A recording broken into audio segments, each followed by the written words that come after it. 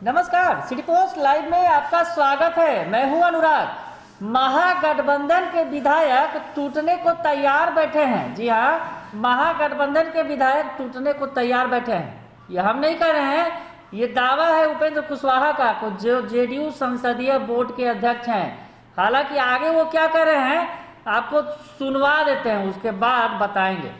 तो सुन लीजिए कि उपेंद्र कुशवाहा क्या कर रहे हैं। बात लगा देती है तो क्या राज्य सरकार कराएगी सर? अभी इस पर कैसे कोई बात की जाए। अभी तो भारत सरकार, क्योंकि देश भर का मामला है, देखिए यह मामला देश भर का मामला है। जातीय जनगणना देश भर के लिए हिंदुस्तान में, क्योंकि केंद्र सरकार की जो नौकरी है, केंद्र सरकार की जो योजना है, वहाँ भी ओबीसी के लिए सुविधा देने की बात है। योजना चल भी रही है। तो जातीय जनगणना की बात देश भर की है, होनी चाहिए। अच्छा, आपके सहयोगी सर सम्राट चौधरी मंत्री हैं, वो कहते हैं कि 2025 में बीजेपी अपने दम पर भी सरकार बना सकती है। अब वो तो उनकी अपने पार्टी के नेता से बात करें। अगर ऐसा कुछ है तो अपनी पार्टी के नेता से बात करें।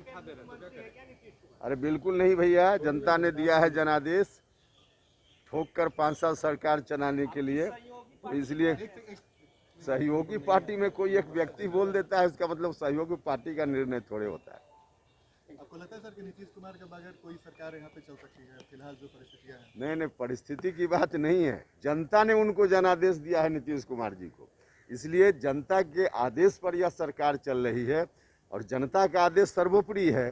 और जनता ने कहा कि अगला 5 साल भी नीतीश जी आप चलाइए, तो सरकार चल रही है।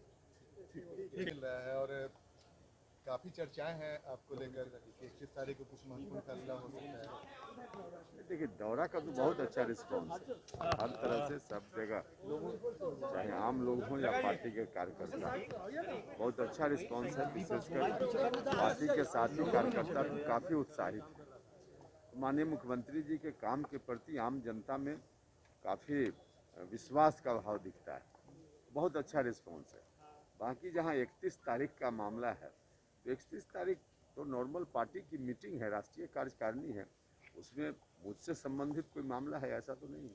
सर, आपके मंत्री नाराज हो जाते हैं आपकी सरकार से? देखिए, वो तो घर में भी थोड़ा चलता है। घर में 5 सदस्य होते हैं तो थोड़ा चलता है, लेकिन ऐसा भी कुछ नहीं है जिस पर बहुत गौर किया जाए। यूपी में जो मुकेश सहनी के साथ हुआ उसको लेकर क्या कहेंगे? अब इस पर तो मुकेश सहनी जी ने खुद ही कहा है ना। उन्होंने कहा है कि हमारी बात कोई एनडीए के नेता सुनते नहीं। बीजेपी और जेडीयू की सिर्फ सुनी जाती है, उन्होंने कहा है। अब वो तो एनडीए के अंदर का मामला है और क्या है नहीं है, अब उतना डिटेल हमने देखा नहीं है, उनसे कोई हमारी बात नहीं है।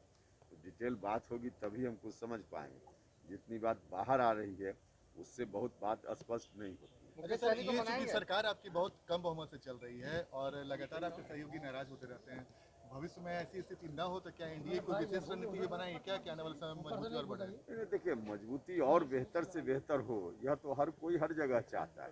तो उस दृष्टि से स्वाभाविक है कि एनडीए में आगे कोई नाराजगी जैसी चीज़ अगर थोड़ी है भी तो न रहे, इस बात का प्रयास तो चलता ही है और आगे भी रहेगा।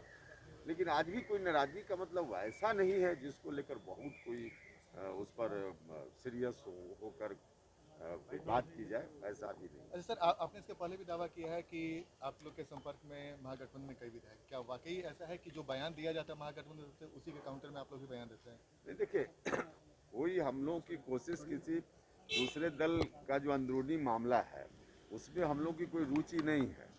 लेकिन हाँ, व्यक्तिगत संपर्क की बात जहाँ तक है तो स्वाभाविक रूप से बहुत सारे लोग तो हैं ही कांटेक्ट में।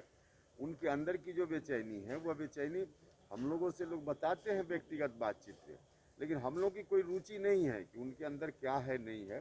लेकिन जो दिखता है उसको, उसके आधार पे हम कह सकते हैं कि आगे आने वाले दिनों में जो उनके मन की बेचैनी है कहीं ना कहीं परिणति तक जरूर पहुंचेगी। तो वो कब तक समय आएगा सर?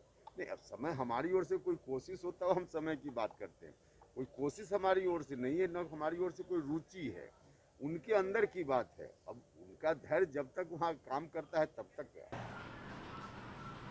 तो सुन लिया आपने कि उपेंद्र कुशवाहा जो जेडीयू संसदीय बोर्ड के अध्यक्ष हैं, उनका कहना है कि महागठबंधन के विधायक तो तैयार बैठे हैं टूटने के लिए, लेकिन जेडीयू की दिलचस्पी उनमें नहीं है। जी हाँ, इस तरह की बात करते नजर आ रहे हैं। बार बार इस तरह का बयान उनका आता रहा है और उन्होंने बार बार ये कहा भी है कि जेडीयू के संपर्क में महागठबंधन के, यानी कांग्रेस और आरजेडी की तरफ उनका साफ साफ इशारा है। पिछले दिनों भी उन्होंने इशारा किया था और कहा था कई विधायक उनके संपर्क में हैं, जेडीयू के संपर्क में हैं। लेकिन आज जो बयान दिया उन्होंने उसमें साफ कह दिया कि विधायक तो टूटने के लिए तैयार बैठे हैं, यानी आरजेडी और कांग्रेस के विधायक यानी तेजस्वी यादव के विधायक टूटने के लिए तैयार बैठे हैं, जैसा कि दावा कर रहे हैं उपेंद्र कुशवाहा, उनका कहना है। लेकिन उनमें दिलचस्पी वो नहीं ले रहे हैं और साथ ही साथ उनका कहना है कि महागठबंधन के दलों के अंदर भारी बेचैनी है। कई ऐसे विधायक हैं जो व्यक्तिगत संबंध के आधार पर अपनी पीड़ा बताते हैं।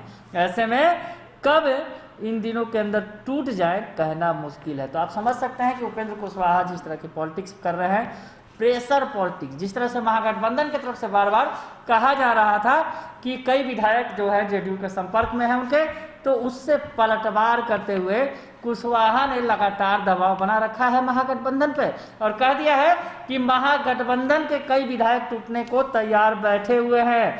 तो उपेंद्र कुशवाहा कहते हैं कि जनता दल यूनाइटेड या एनडीए के सदस्य दिलचस्पी अगर दिखाएंगे तो टूट तुरंत हो जाएगी, लेकिन हमारी दिलचस्पी कोई इसमें नहीं है, तोड़फोड़ में हमारी दिलचस्पी नहीं है, साफ साफ कह रहे हैं उपेंद्र कुशवाहा।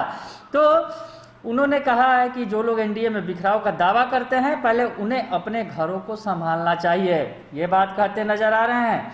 और मुकेश सहनी प्रकरण में उन्होंने जो है सीधे सीधे पल्ला झाड़ लिया। तो हम आपको बता रहे हैं कि उपेंद्र कुशवाहा ने साफ साफ कह दिया है कि जो महागठबंधन के अंदर खलबली मची हुई है और महागठबंधन के कई विधायक टूटने को तैयार बैठे हैं, लेकिन जेडीयू या एनडीए की दिलचस्पी इसमें नहीं है। और उन्होंने महागठबंधन के नेताओं को चेतावनी भी दे दी कि पहले अपना घर संभालें और उसके बाद दूसरों के घरों पर नज़र डालें, क्योंकि जिस तरह से अगर हम दिलचस्पी दिखाएंगे, एनडीए दिलचस्पी दिखाएगी, तो महागठबंधन के यानी तेजस्वी यादव के विधायक टूटकर उनके साथ चले आएंगे। बने रहिए सिटी पोस्ट लाइव के साथ, तमाम खबरों से आपको अपडेट कराएंगे। फिलहाल के लिए इतना ही, धन्यवाद। देश के सुप्रसिद्ध कथावाचक आदरणीय श्री श्याम सुंदर पराशर जी की पावन उपस्थिति में भाई श्री गुप्तेश्वर पूर्व डीजीपी के मुखारबिंद से श्रीमद् भगवत कथा वृंदावन के पराशर अध्यात्म पीठ फेज 2 चैतन्य विहार कॉलोनी से दिनांक 25 जुलाई से 31 जुलाई तक प्रतिदिन अपराह्न 3 बजे से 6 बजे तक होगी। सीधा प्रसारण सिटी पोस्ट अध्यात्म और city post live YouTube channel पर।